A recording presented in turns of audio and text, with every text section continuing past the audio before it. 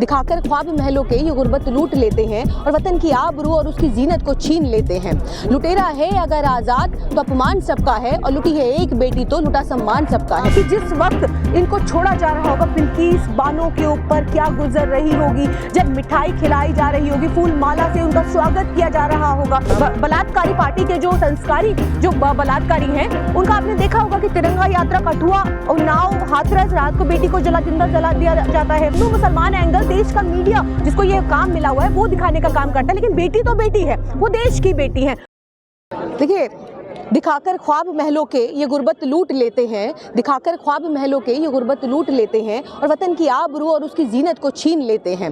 लुटेरा है अगर आजाद तो अपमान सबका है, और लुटी है एक बेटी तो लुटा सम्मान सबका है।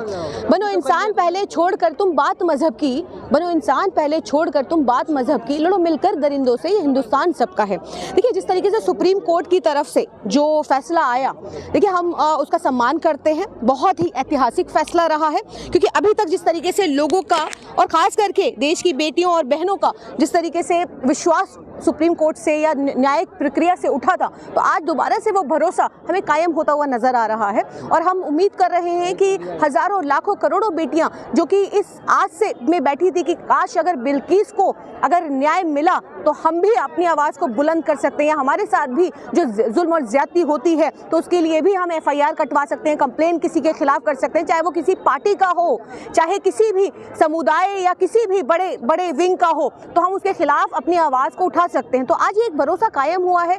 और जिस तरीके से सुप्रीम कोर्ट ने टिप्पणी की है, बहुत सारी टिप्पणी की है सुप्रीम कोर्ट ने ये भी कहा है कि अगर इस तरीके के अगर जो फैसले आते हैं, जो खास करके गुजरात सरकार ने जो फैसला किया और केंद्र सरकार ने जिस तरीके से मुहर लगाने का काम किया, इन 11 आरोपियों को छोड़ने का काम किया, तो ऐसे फैसलों को भी हमें इसको देखना होगा और इसको सही करना होगा। ये भी अदालत का कर्तव्य बनता है। मैं हर महिला, चाहे वो किसी धर्म की हो, समुदाय की हो, किसी जाति की हो, किसी भी धर्म को मानने वाली हो, देखिए वो इज्जत की हकदार है, उसको इज्जत, उसका अधिकार मिलना चाहिए। इस तरीके की टिप्पणियां जो है वो सुप्रीम कोर्ट की तरफ से की जाती है और ये कहा जाता है कि 2 हफ्ते के अंदर सरेंडर करें 11 आरोपी, ये जिसको 15 अगस्त 2022 में जब हम आज़ादी का अमृत महोत्सव मना रहे थे, तो उसी वक्त देश के प्रधानमंत्री देश की प्राचीर से कितनी बुलंद आवाज में महिला सम्मान की बात कर रहे थे। और फिर कुछ ही घंटों के अंदर जिस तरीके से इन 11 आरोपियों को, जिनको सजा हो गई थी, जिनको उम्र कैद हो गई थी,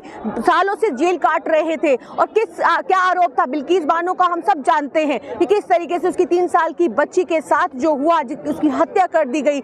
हम ये सब जानते हैं कि उसके साथ किस तरीके से गैंग रेप किया गया 2002 गोधरा में जो उस बेटी के साथ हुआ, और महज 21 साल की थी और आज तक उस लड़ाई को लड़ रही है। 11 आरोपी जेल के अंदर थे, लेकिन आज़ादी का अमृत महोत्सव मनाते मनाते प्रधानमंत्री जी उस पर मोहर लगाने का काम करते हैं, उन 11 आरोपियों को छोड़ने का काम करते हैं। भी कुछ लोग कह रहे हैं, कुछ नेता कह रहे हैं कि जो है अभी इंसाफ नहीं हुआ, अभी तो इंसाफ होना बाकी है। मतलब क्या फांसी चाह रहे हैं लोग? देखिए, जाहिर है फांसी से कम तो सजा नहीं होनी चाहिए थी इन दरिंदों की, क्योंकि इन दरिंदों ने न केवल सिर्फ गैंग रेप किया, बल्कि वो 5 महीने की प्रेग्नेंट थी, 3 साल की उसकी मासूम बच्ची को मार दिया गया। तो आप ये सोचिए कि ये 11 आरोपी किस दल के थे, किस तरीके से इन लोगों ने ये पूरा गोधरा के अंदर जो किया, कितनी महिलाएं होंगी ऐसी, कितने, आप सोचिए दरिंदगी, जुल्म और ज्यादती को सोचिए कि जिस वक्त इनको छोड़ा जा रहा होगा, बिल्किस बानो के ऊपर क्या गुजर रही होगी, जब मिठाई खिलाई जा रही होगी, फूल माला से उनका स्वागत किया जा रहा होगा, तो क्या गुजर रही होगी उस बहन के ऊपर जिसके साथ गैंग रेप किया गया। सोच के देखिए तो रूह कांपती है। तो आज जाहिर है हम सब मांग कर रहे थे, सिर्फ न केवल फांसी की मांग करते हैं, बल्कि हम ये भी मांग करते हैं कि देश के प्रधानमंत्री, गृह मंत्री, पूरी भारतीय जनता पार्टी जो मिठाई खिला रहे थे, तमाम जो बजरंग दल के जो जितने भी विंग्स हैं, देखिए स्मृति ईरानी तो कब बोलती हैं, वैसे कहने को तो महिला बाल विकास मंत्री हैं, लेकिन कभी भी महिलाओं के मुद्दे पर वो कभी नहीं बोलती हैं। मणिपुर, हमें याद है मणिपुर के अंदर जिस तरीके से हमारी बहनों को नग्न घुमाया गया, तो वहां पर किसकी सरकार थी? 2002 के अंदर जब बिल्किस के साथ ये हुआ, कौन थे मुख्यमंत्री? तो जाहिर है कि आज जो आप स्मृति ईरानी की बात करते हैं कि महिला बाल विकास मंत्री सिर्फ और सिर्फ एक पद पर है, लेकिन आवाज़ किस पर उठाती है? राहुल गांधी जी पर उठाती है, टीका टिप्पणी करने के लिए। सिर्फ और सिर्फ वो एक कहीं ना कहीं एक ट्रोल मंत्री बन करके रह गई हैं।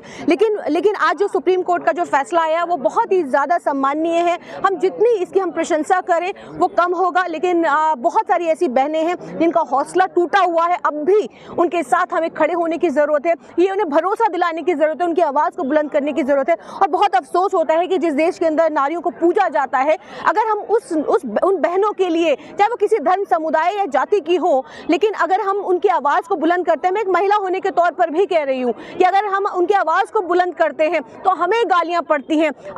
मैं आपको अपना अगर ट्विटर हैंडल दिखाऊं या मैं अपना सोशल मीडिया दिखाऊं तो आप ये कहेंगे कि ये किस तरीके की मानसिकता हमारे देश के अंदर पनप रही है, जो एक बेटी, क्योंकि वो मुसलमान है और किसी बेटी के साथ अगर कोई मुसलमान बेटी के साथ या किसी भी धर्म की बेटी के साथ हुआ, मणिपुर में जो होने वाली जो बेटियों को नग्न घुमाया गया वो तो मुसलमान नहीं थी, वो तो हिंदू थी, या और तमाम बेटियों के साथ, क्योंकि हिंदू मुसलमान एंगल देश का मीडिया जिसको ये काम मिला हुआ है वो दिखाने का काम करता है। लेकिन बेटी तो बेटी है, वो देश की बेटी है, वो सम्मान योग्य है। लेकिन आज यूपी के अंदर कठुआ हो, नाव हो, हाथरस हो, इस तरीके के तमाम, और ये जितने भी बलात्कारी, क्योंकि आज भारतीय जनता पार्टी बलात्कारी जनता पार्टी बन करके रह गई है, क्योंकि इसको कहने में कोई गुरेज होना भी नहीं चाहिए। और जिस तरीके से ये वही कह रही हूँ कि आज उन संस्कारी जो बलात्कारी पार्टी के जो संस्कारी जो बलात्कारी हैं, उनका आपने देखा होगा कि तिरंगा यात्रा, कठुआ, उन्नाव, हाथरस, रात को बेटी को जिंदा जला दिया जाता है।